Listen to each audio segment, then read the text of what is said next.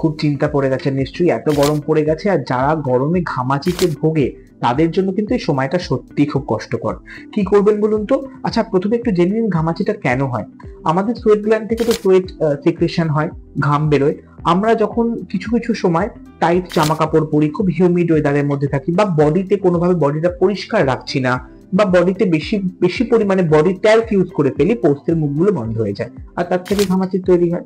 তাহলে ঘামাচি কমাতে গেলে সবার প্রথম যেটা করতে হবে, বডিটাকে পরিষ্কার রাখতে হবে।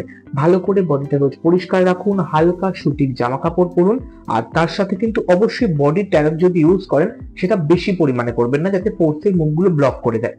এর সাথে একটা ঘরোয়া টোটকা বলছি, পুদিনার জল, পুদিনা পাতা ভালো করে ফুটিয়ে তার মধ্যে কর্পূর দিন, এই দুটো ভালো করে ফুটিয়ে জলটা ছেঁকে নিয়ে একটা বোতলে নিয়ে বডিতে স্প্রে করতে পারেন। আর সেটা যদি করতে অসুবিধা হয়, আমাদের কিন্তু স্কিন ডায়নামিক্স এর অ্যালো বডি মিস্ট আছে, এবং তার সাথে অ্যাকনে আউট ক্রিমটা দুটো মিক্স করে লাগান।